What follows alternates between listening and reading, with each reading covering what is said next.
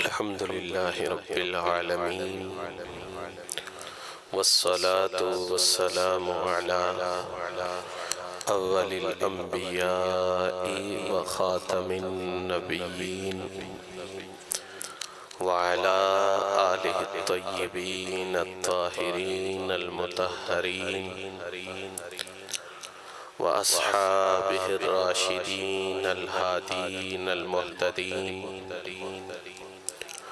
أما بعد فأعوذ بالله من الشيطان الرجيم. بسم الله الرحمن الرحيم. وعباد الرحمن الذين يمشون على الأرض هونا وإذا خاطبهم الجاهلون قالوا سلاما. صدق الله مولانا العظيم. إن الله وملائكته يصلون على النبي يا أيها الذين آمنوا صلوا عليه وسلموا تسليما. اللهم صل على محمد وعلى آل محمد وبارك وسلم. الصلاة والسلام عليك يا قائد الغر المحجلين وعلى آلك وأصحابك يا شفيع المذنبين. الصلاة والسلام عليك يا جد الحسنين وعلى آلك وأصحابك يا إمام القبلتين ويا وسيلتنا في الدارين. زینت مسند صدارت پیر طریقت رہبر شریعت جگر گوشائے امام الواصلین حضرت پیر سید وقار علی شاہ صاحب چشتی نظامی مہروی آستانہ علیہ مہرآباد شریف، محترم جناب حکیم ظفر اللہ امبالوی صاحب، آج کی اس حسین بزم کے منتظم محب و مخلص جناب ذوالفقار علی چشتی مہروی صاحب، محترم مشائخ عظام، علماء ذی احتشام، ارباب محبت و عقیدت و نسبت، آج کی یہ خوبصورت بزم سلطان العارفین وارث علوم مرتضوی عکس کمالات غوث الورا نور نگاہ سیدنا مہر علی شاہ حضور پیر سید غلام محی الدین گیلانی گولڑوی المعروف حضرت بابو جی رضی اللہ تعالی عنہ کی نسبت سے منعقد کی گئی ہے،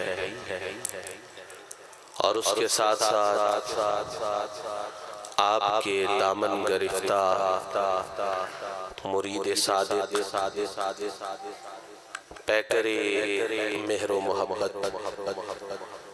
جناب حاجی طالب حسین مرحوم و مغفور کی یاد بھی آج کی اس محفل کا حصہ ہے۔ دعا ہے رب قدوس اس پاک بزم میں ہم سب کی حاضری کو شرف اجابت اور شرف قبولیت عطا فرمائے۔ جس محبت سے یہ ظاہری محفل سجائی گئی ہے، اللہ اس محفل پاک کی برکت سے ہمارے باطن کی محفل کو بھی رونق اور اس رونق کا دوام نصیب فرمائے۔ حضرات گرامی قدر، پہلی بات کہ حضرت بابو جی اولیاء اللہ سے ہیں۔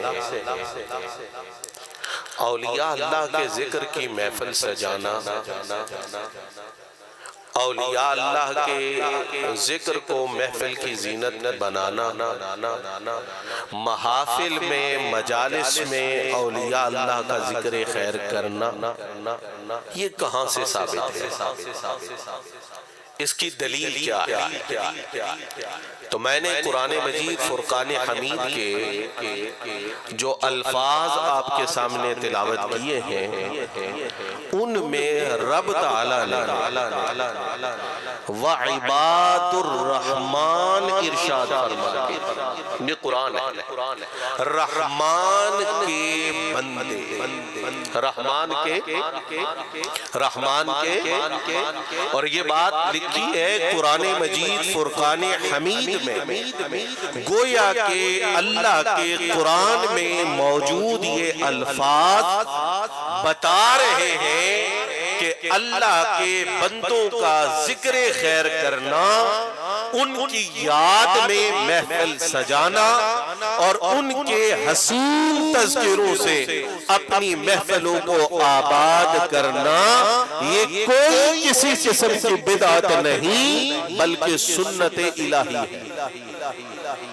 قرآن کہتا ہے وَعِبَادُ الرحمن، اور اللہ کے بندے، رحمان کے بندے، رب تعالیٰ کے مخصوص منتخب مخلص بندے کون ہیں؟ الذین یمشون علی الارض ہونا، یہ لفظ جو ہے وہ زمین پر چلتے ہیں تو عاجزی سے، تواضع سے، نرمی سے، انکساری سے اس بات کو واضح کر رہے ہیں۔ یہ سن لیجئے کہ اللہ کے بندوں کا ذکر اور اللہ کے بندوں کی صفات یہ قرآن کریم کا حصہ ہے۔ رب نے قرآن میں بیان کیا کہ میرے جو بندے ہیں وہ زمین پر چلتے ہیں تو عاجزی سے، تواضع سے، انکسار سے، جھک کے چلتے ہیں۔ وَإِذَا خَاطَبَهُمُ الْجَاهِلُونَ قَالُوا سَلَامًا، سبحان اللہ۔ اور رب نے ان کا انداز گفتگو اور انداز کلام بھی بیان کیا۔ کیا ہے؟ وَإِذَا خَاطَبَهُمُ الْجَاهِلُونَ، میں تھوڑی سی توجہ چاہوں گا، یہ ہم ضمیر مفعول کی ہے، الجاہلون فاعل ہے۔ اس کا مطلب یہ ہے کہ وہ جاہلوں سے کلام کی ابتدا تو کرتے ہی نہیں ہے۔ کوئی جاہل سامنے آئے تو اس سے بات شروع ہی نہیں کرتے، اس سے بات کا آغاز ہی نہیں کرتے۔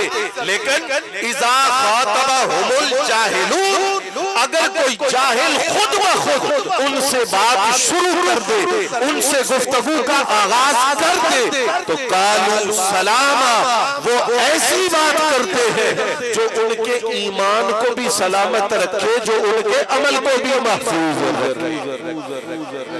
تو یہ قرآن کے لفظ میں نے آپ کے سامنے پیش کیے۔ اگر یہ آیت مقدسہ آپ کو یاد رہے تو آپ یہ کہہ سکتے ہیں کہ رب کے محبوب بندوں کا ذکر خیر کرنا یہ اللہ کی سنت ہے، اور رب نے اپنے قرآن مجید کلام پاک کا حصہ اپنے محبوب بندوں کی صفات کو بنایا۔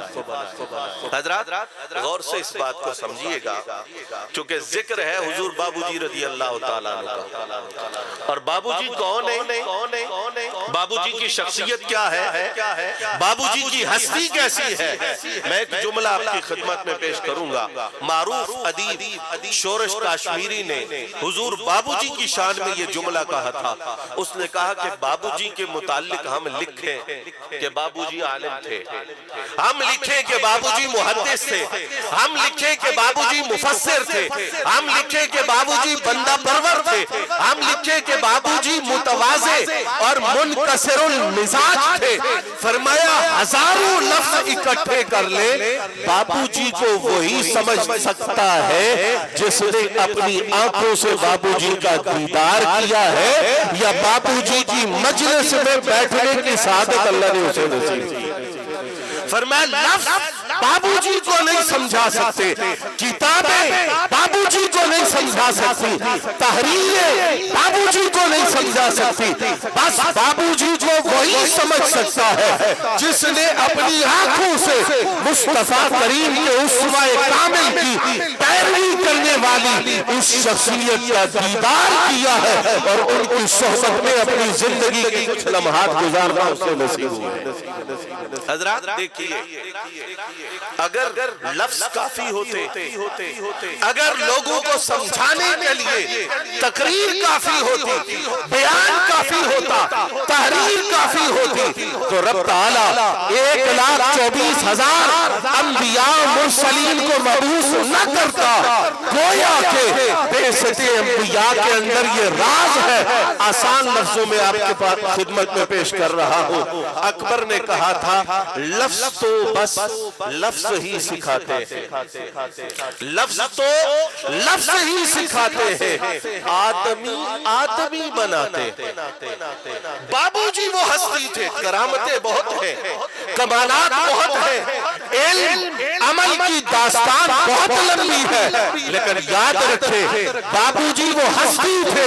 وَعِبَادُ الرحمن، اللہ قرآن میں فرماتا ہے میرے بندے وہ ہیں جن کی صحبت، جن کا قرب، پاس بیٹھنے والوں کو بھی اللہ کا بندہ بننا نصیب کرتا ہے۔ یہ یاد رکھیں ولی کی پہچان کیا ہے۔ لوگ کہتے ہیں اگر ولی ہمارے لیے دعا کرے، ہمارے رزق میں فراوانی آ جائے تو ولی ہے، ولی ہمارا جانور ٹھیک کر دے تو ولی ہے، ولی یہ بتا دے کہ ہمارے گھر کے حالات کیسے ہیں تو وہ ولی ہے۔ لیکن یاد رکھیے یہ ساری چیزیں ولی میں پائی جاتی ہیں، پر یہ چیزیں ولی کا تعارف نہیں ہے، یہ چیزیں ولی کی پہچان نہیں ہے، یہ چیزیں ولی کی علامت نہیں ہے۔ اس پیمانے پر ولی کو پرکھا نہیں جا سکتا، بلکہ ولی وہ ہوتا ہے جو قریب آنے والوں کو اللہ کی بندگی سکھا دے، مصطفیٰ کی پیروی کا سلیقہ عطا فرما۔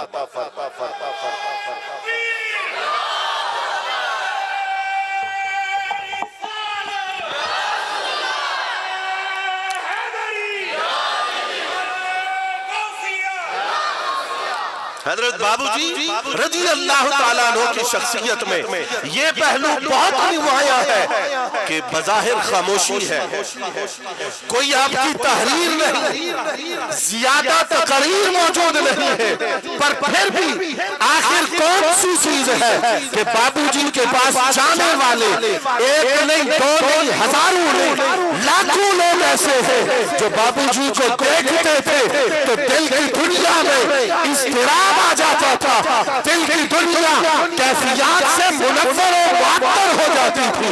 یاد رکھیے یہاں تحریر و تقریر پیچھے رہ جاتی ہے، صرف الفاظ دانی اور لفظوں کا بیان ایک طرف رہ جاتا ہے۔ بابوجی سر سے لے کر پاؤں تک وہ ہستی ہے جنہیں دیکھ کے انسان کہہ سکتا ہے اگر رب کا بندہ دیکھنا ہے تو ان کو دیکھو، مصطفیٰ کا غلام دیکھنا ہے تو ان کی زیارت۔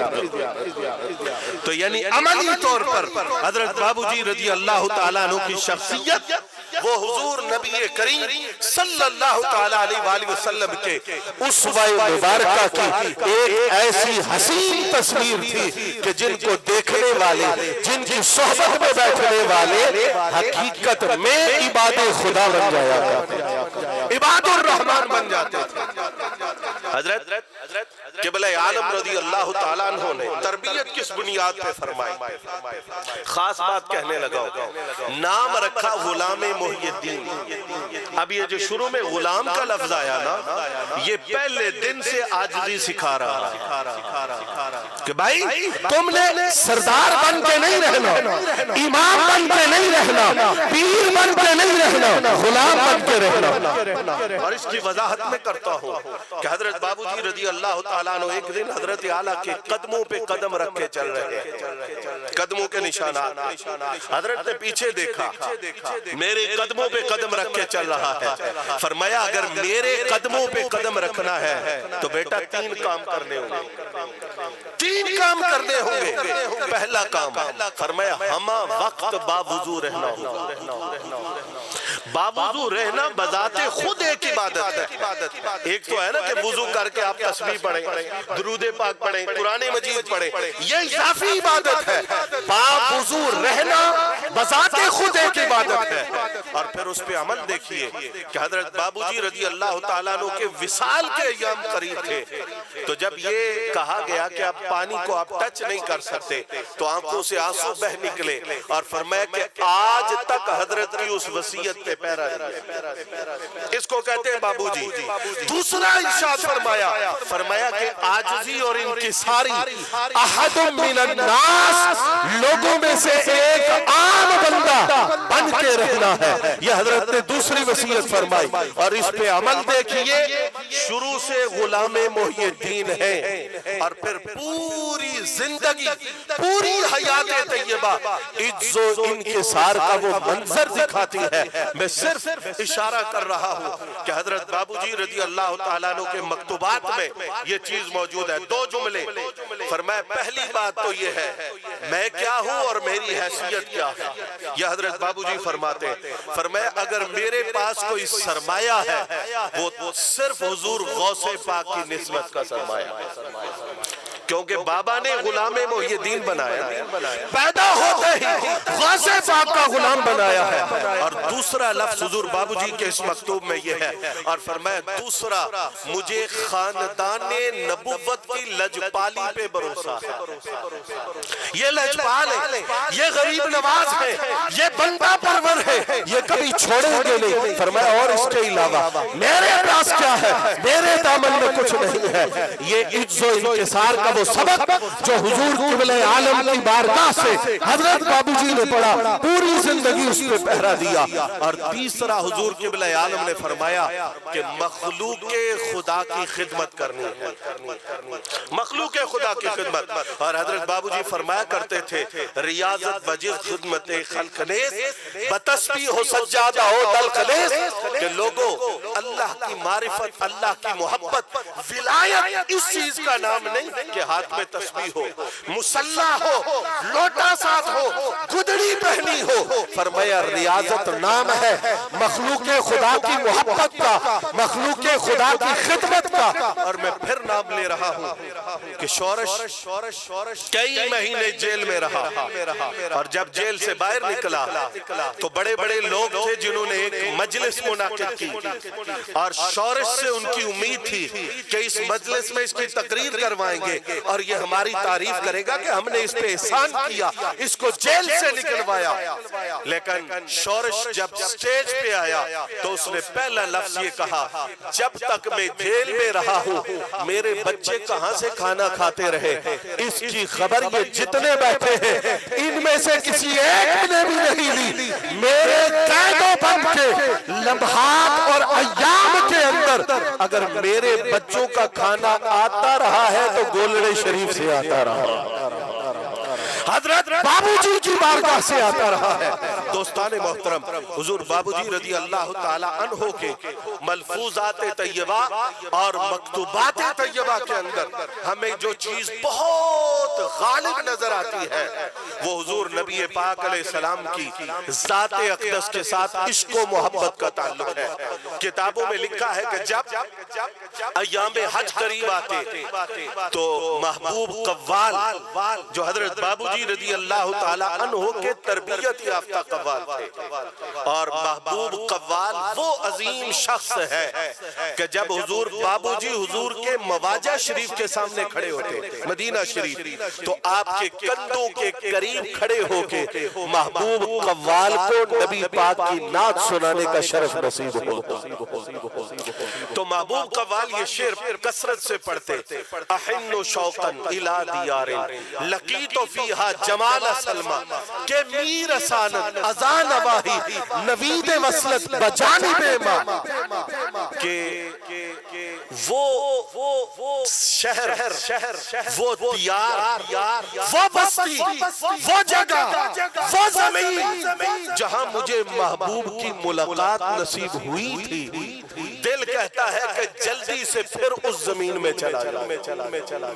یہ جو لفظ آئے ہیں نا ملاقات حضور کی ملاقات حضرت سید احمد العطاس مدنی رحمت اللہ تعالی علیہ جو حضرت بابو جی کے مرید تھے ان کو فالج ہو گیا مدینہ پاک میں تھے کہتے گولڈا شریف تار بھیجا کہ حضور فالج ہو گیا نگاہ کرم فرمائے دعا کریں میرے لیے.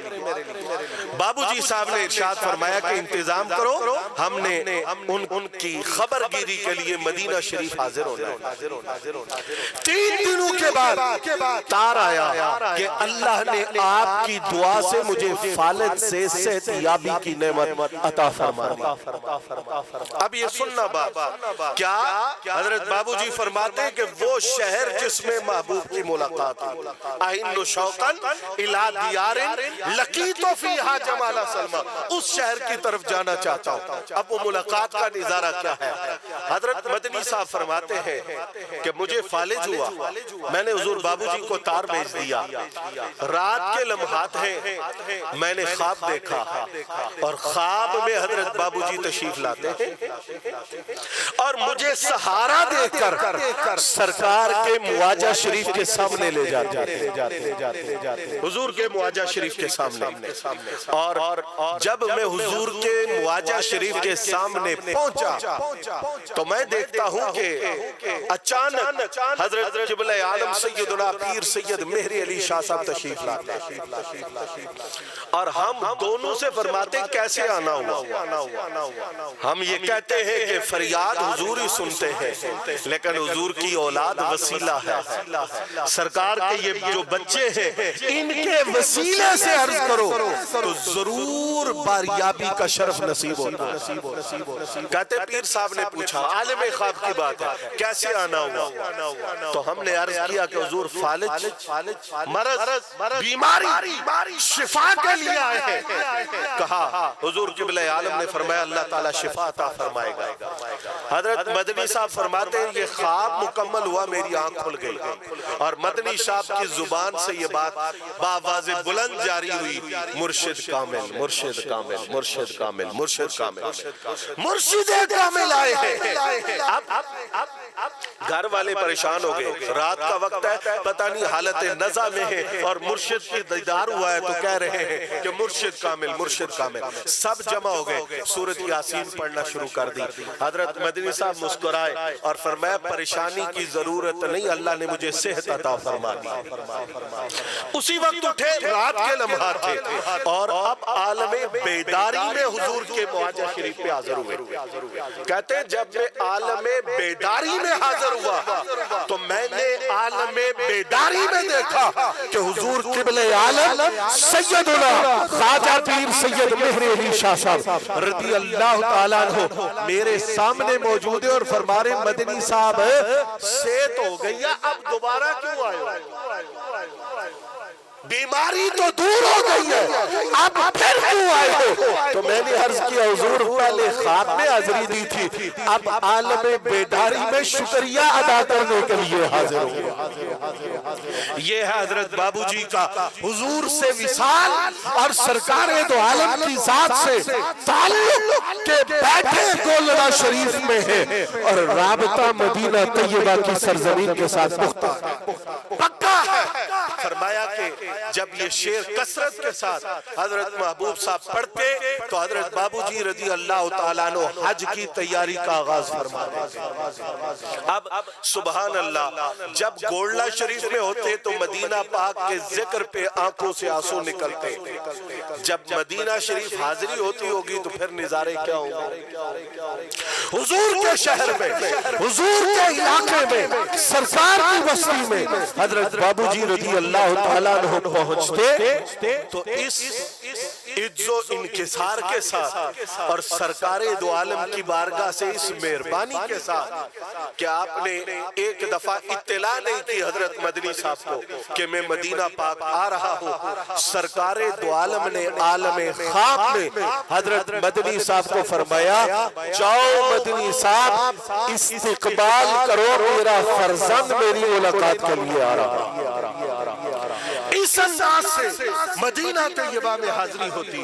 اب یہ وہ زمانہ تھا کہ جب مدینہ شریف میں، مکہ شریف میں، سعودی عرب میں ابھی معدنیات، ابھی ذخائر ان کی دریافت نہیں ہوئی تھی، بظاہر لوگوں کے احوال میں غربت تھی۔ حضرت بابو جی رضی اللہ تعالیٰ عنہ تشریف لے کے جاتے، سب مدینہ والوں کو، مکہ شریف والوں کو جتنا بھی تعاون فرماتے، آپ ان کی ضروریات کے مطابق انہیں بہت ساری اشیاء عطا فرماتے۔ اور ایک بات پڑھی تو میں حیران ہو گیا کہ حضرت بابو جی سادات مکہ اور سادات مدینہ کے لیے الگ لنگر لے کے جاتے، اور جتنا لنگر لے کے جاتے آدھا حسنی سادات کو پیش کرتے، آدھا حسینی سادات کو پیش فرماتے۔ حضرت مدنی صاحب فرماتے ہیں کہ اسی زمانے میں حضرت بابو جی صاحب مدینہ شریف تھے کہ میرے پاس بہت سارے رکے اور درخواستیں پیش ہوئی، میں رات کو سو گیا، جیب میں درخواستیں تھی۔